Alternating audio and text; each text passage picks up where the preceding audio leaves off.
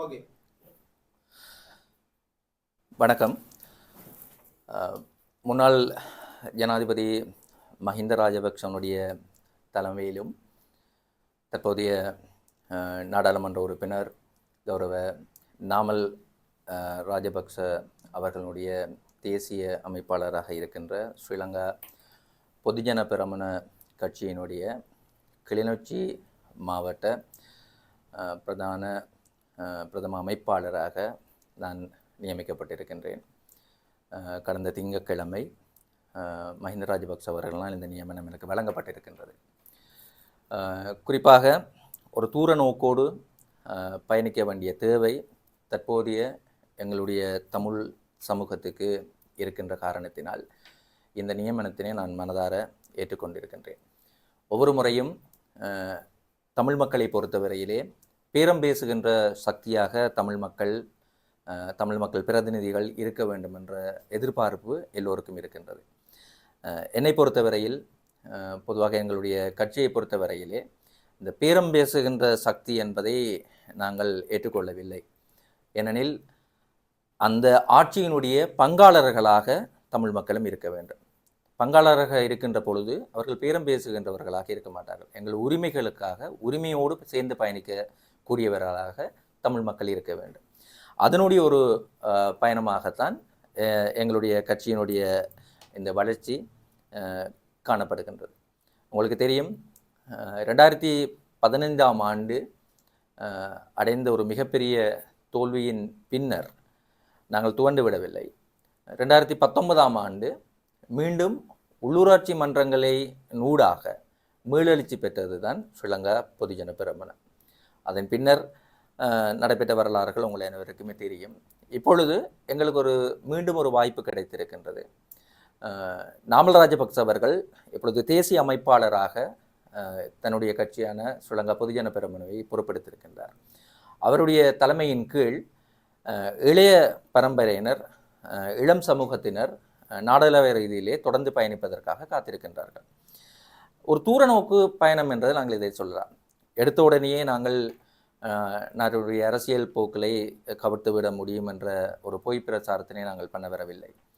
ஒரு நீண்ட கால அடிப்படையிலே அனைத்து மக்களும் ஏற்றுக்கொள்ளக்கூடிய ஒரு வழிமுறையின் அடிப்படையிலே எங்களுடைய பயணம் நிச்சயமாக அமையும் என்பதை நான் இந்த இடத்திலே குறிப்பாக கூறிக்கொள்ள விரும்புகின்றேன்.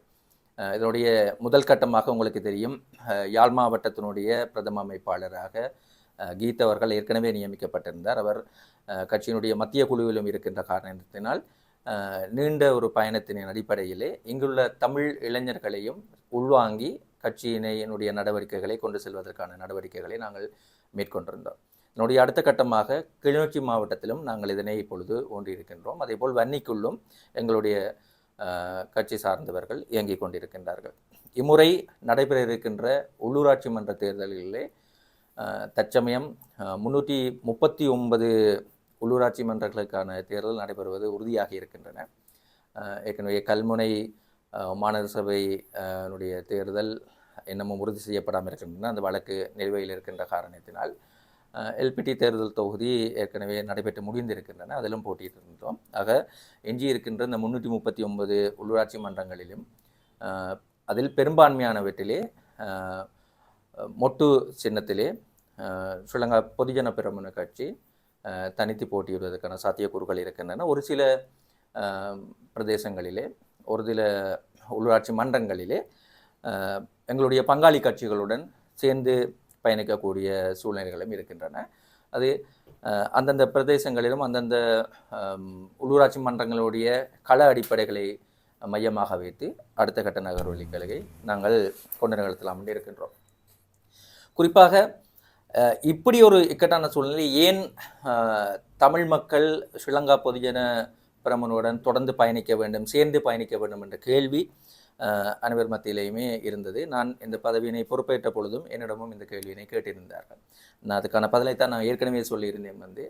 நாங்கள் வெறும் பேரம் பேசும் சக்திகளாக இருக்க வேண்டும் என்று நினைப்பவர்களை விட நாங்களும் ஒரு பங்காளிகளாக எங்களுடைய உரிமைகளோடு கேட்டு பெறுவதையும் விட உரிமைக்காக பயணிப்பவர்களாக, சேர்ந்து பயணிப்பவர்களாக இருக்க வேண்டும் என்றதுதான் என்னுடைய நோக்கம். அதுக்கான அடித்தளத்தினை நாங்கள் இப்பொழுது இட்டு இருக்கின்றோம். அதை நோக்கிய நகர்வுகள் தான் எங்களுக்கு இருக்கும்.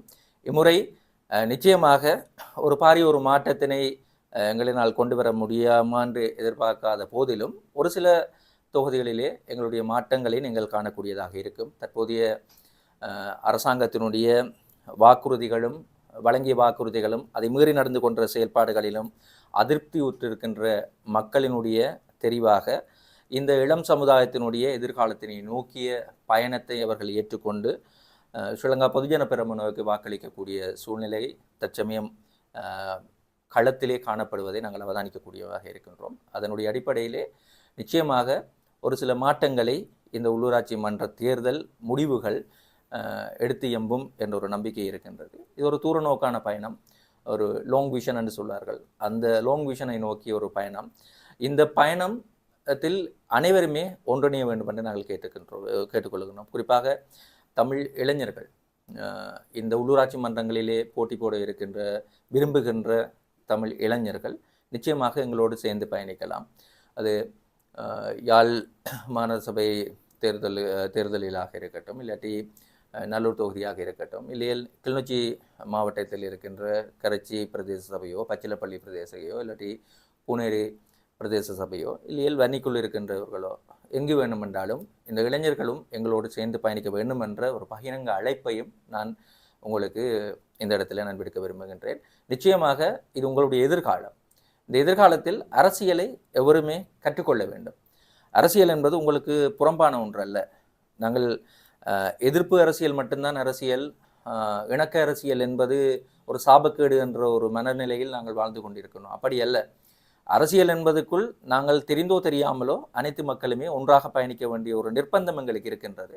அதை நோக்கி நகருகின்ற பொழுதுதான் ஒரு தூய்மையான எங்களுடைய தூர நோக்கு திட்டத்தோடு இந்த இலங்கையர்கள் என்ற ஒரு கட்டுக்கோப்புக்குள் அனைவரும் ஒன்றிணைந்து பயணிக்கக்கூடிய ஒரு சூழல் உருவாகும். ஆக இந்த பயணத்தில் நீங்களும் எங்களோடு இணைந்து கொள்ள வேண்டும் என்று நான் வேண்டிக் கொள்ள விரும்புகின்றேன். இபிடிபியோடு யாழ்ப்பாணம் தேர்தல் மாவட்டத்தில் இணைந்து போட்டியிடுவதற்கான பேச்சுக்கள் நடைபெற்றதாக செய்திகள் வெளிவந்திருந்தது. அது சாத்தியப்படக்கூடிய சூழ்நிலை இருக்கிறதா? பேச்சுவார்த்தைகள் நடந்து கொண்டிருக்கின்றன. ஏற்கனவே எங்களுடைய ஆட்சி தலைமையோடு அவர்கள் இணைந்து பயணித்தவர்கள், எங்களுடைய பங்காளிகளாக இணைந்து பயணித்தவர்கள். குறிப்பாக எங்களுக்கு ஒரு மரபு இருக்கின்றது, எங்களுடைய கட்சியினுடைய ஒரு மரபு இருக்கின்றது. எங்களுடைய பங்காளி கட்சிகளுக்கான எந்த விதமான அழுத்தங்களையோ இல்லை அவர்களை விட்டு பயணிக்கின்ற ஒரு மரபுக்கு விரோதமான செயல்களையோ ஸ்ரீலங்கா பொதுஜன பெரமுன எப்பொழுதுமே செய்யவில்லை, இனிமேலும் செய்ய போவதில்லை. ஆக நாங்கள் இக்கண்டான சூழ்நிலையில் பயணித்த பொழுது எங்களோடு இருந்து எங்களோடு இயங்கிய அனைத்து பங்காளி கட்சிகளையும் நாங்கள் அரவணைத்து அவர்களுக்கான மரியாதையை இப்பொழுதும் நாங்கள் கொடுத்து கொண்டிருக்கின்றோம்.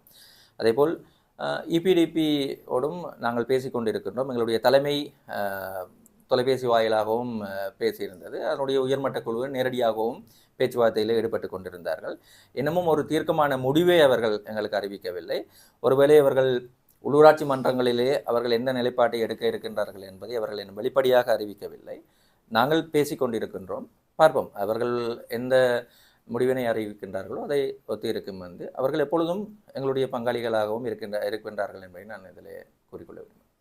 புதிதாக பொறுப்படுத்திருக்கின்ற அரசாங்கம் குறிப்பாக யாழ்ப்பாண மாவட்டத்திலே இருக்கக்கூடிய பிரதிநிதிகள் 4 பேர் இருக்கிறார்கள். இவர்களுடைய அரசியல் செயற்பாடுகள் முன்னெடுப்புகள் எப்படி இருக்கிறது? அரசியல் செயற்பாடு என்பது ஒவ்வொருவருக்கும் ஒவ்வொரு விதமானதாக இருக்கும். சில வேளையில் அமைதியான அரசியலையும் கூட நாங்கள் பார்த்திருக்கின்றோம், சில வேளையிலே ஆர்ப்பாட்டமான அரசியலையும் நாங்கள் பார்த்திருக்கணும். இந்த இருக்கின்ற நாடாளுமன்றத்துக்குள் இருக்கின்ற உறுப்பினர்கள் ஒவ்வொருவருமே ஒவ்வொரு விதமாக இருக்கின்றார்கள். அந்த அடிப்படையிலே வடமாகாணத்தை பிரதிநிதித்துவப்படுத்துகின்ற, குறிப்பாக யாழ் மாவட்டத்தினை பிரதிநிதித்துவப்படுத்துகின்ற பிரதிநிதிகளாக இருக்கின்ற தெரிவு செய்யப்பட்ட 6 பேரும் தேசிய பட்டியல் ஊடாக வந்திருக்கின்ற ஒருவன் 7 பேரிலுமே வந்து ஒவ்வொருவருமே ஒவ்வொரு விதமாக இயங்கிக் கொண்டிருக்கின்றார்கள். அதிலே சிலர் அமைதியாக இயங்கிக் கொண்டிருக்கின்றார்கள், சிலர் ஆர்ப்பாட்டமாக இயங்கிக் கொண்டிருக்கின்றார்கள். அது அவர்களுடைய இயங்கு நிலை சார்ந்தது.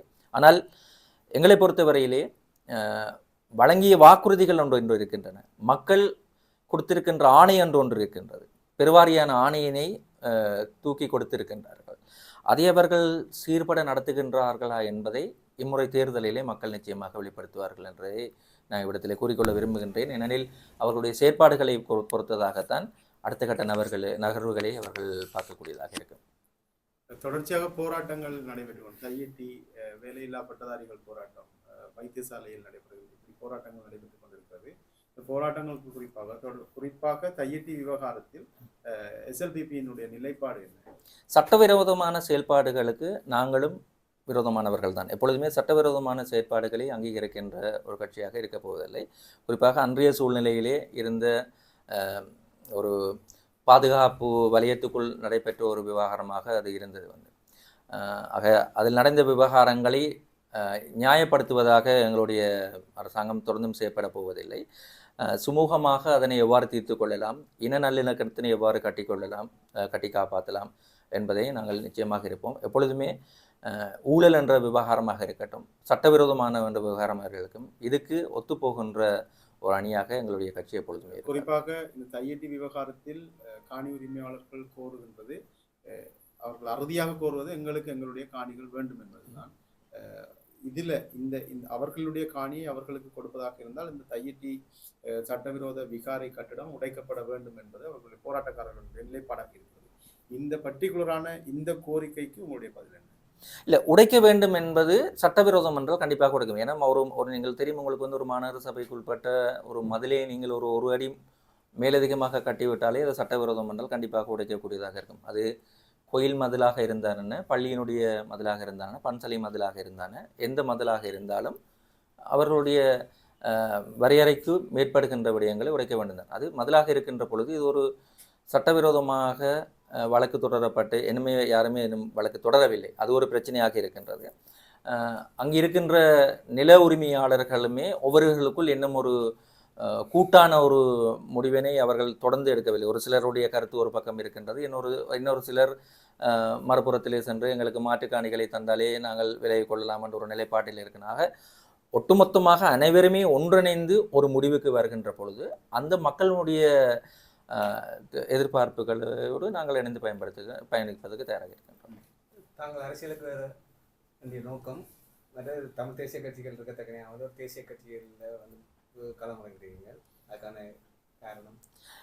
ஒரு ஊடகவியலனாக இவ்வளவு காலம் பயணித்து விட்டு திடீரென்று அரசியலுக்கு வர வேண்டும் என்ற தேவை எனக்கு எப்பொழுதுமே இருந்ததில்லை. நான் எந்த ஒருவான அரசியல் கட்சியோடும் சேர்ந்து பயணித்தவன் இல்லை. ஆனால் அனைத்து அரசியல் கட்சிகள் சார்ந்த நிறுவனங்களோடு சேர்ந்து பயணித்திருக்கின்றேன். ஆகையினால் அரசியலுக்கும் ஊடகவியலுக்கும் என்பது ஒரு நெருங்கிய தொடர்பு தான். ஊடகம் இல்லாமல் அரசியல் இல்லை, அரசியல் இல்லாமல் ஊடகம் இல்லை. இது ஒரு நெருங்கிய ஒரு பிணைப்பு.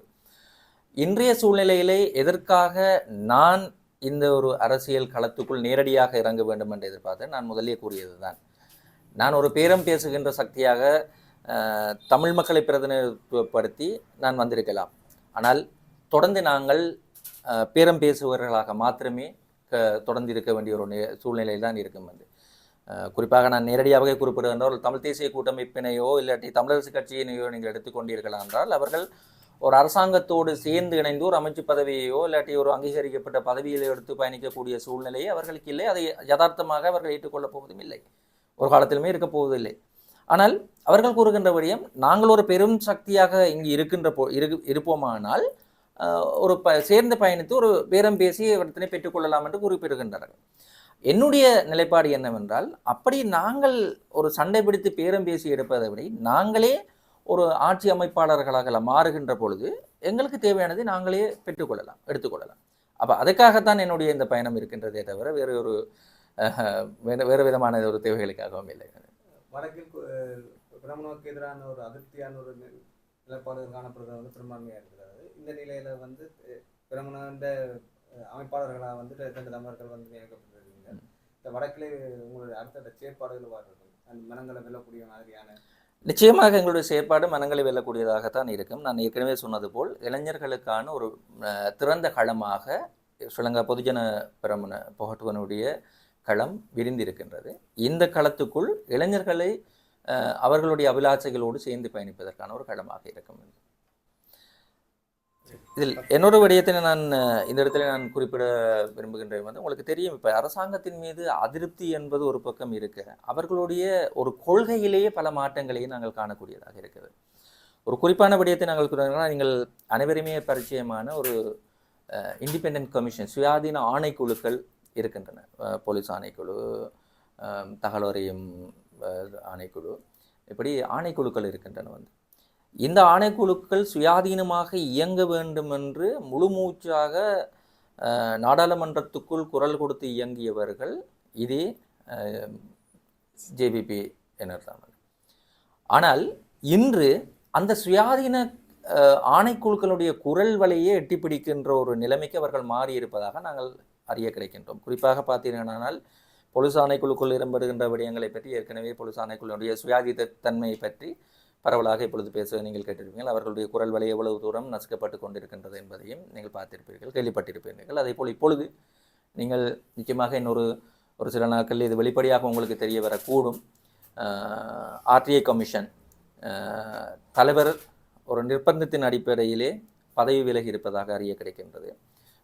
அதனுடைய கமிஷனர்ஸும் ஒரு சிலர் ரிசைன் பண்ணியிருப்பதாகவும் அறிகின்றோம். அதுக்கான மீள்நிரப்புகளுக்கான ஏற்பாடுகளும் நடந்து கொண்டிருக்கின்றதாகவும் அறிகின்றோம். அது உங்களுக்கு தெரியும், இலங்கையை பொறுத்தவரையிலே மிக ஒரு சுயாதீனத்தினுடைய உச்சகட்டமாக பார்க்கப்பட்டது இந்த ஆர்டிஐ கமிஷன். எந்த விதமான தலையீடுகள் ஸ்ரீலங்கா பொதுஜன பெரமுனுடைய காலத்திலேயும் கூட நாங்கள் எப்பொழுதுமே அவர்களுடைய சுயாதீனத்தன்மையிலே எந்த விதமான கேள்விகளையும் எழுப்பவில்லை, அவர்களுக்கான அழுத்தம் உங்களுக்கு இருக்கவில்லை. ஆனால் இன்று நாங்கள் எல்லாத்தையுமே சாதிப்போம், எங்களுடைய ஒரு கட்டுமுறை ஒரு வரையறைக்கு அப்பால்பட்டு நாங்கள் ஒரு சுயாதீனத்தன்மையையும் மக்களுடைய மனதையும் வெல்வோம் என்று கூறிக்கொண்டு ஆட்சி ஏறியவர்கள் இன்று அவர்களுடைய சுயாதீன ஆணைக்குழுக்களுடைய குரல் வலையை நசிக்கின்றவர்களாக மாறியிருப்பது மிக வேதனைக்குரிய ஒரு விஷயம். இவ்வாறான கீழ்த்தரமான செயல்களில் இருந்தும் இந்த அரசியல் செயற்பாட்டாளர்கள் மீள்வர வேண்டும் என்று நாங்கள் எதிர்பார்க்கின்றோம். இந்த அநியாயங்களுக்கான குரலாகவும் எப்பொழுதுமே எஸ்எல்பிபி தொடர்ந்து குரல் கொடுக்கும் என்பதையும் நான் உறுதியாக கூறிக்கொள்கிறேன். இறுதியாக நடைபெற்ற உள்ளூராட்சி மன்ற தேர்தலிலே அதிக சபைகளை ஸ்ரீலங்கா பொதுஜன பெரமுன தான் கைப்பற்றியிருந்தது. இந்த தேர்தலிலும் அது நடக்கும் என்று எதிர்பார்க்கலாம். பெருவாரியான ஒரு வெற்றியை நாங்கள் இம்முறை எதிர்பார்க்க விட்டாலும் கூட நான் ஏற்கனவே குறிப்பிட்டது போல் 2019ஆம் ஆண்டு எங்களுடைய மீள் வருகைக்கு அடித்தளமாக அமைந்தது இந்த உள்ளூராட்சி மன்றங்கள் தான்.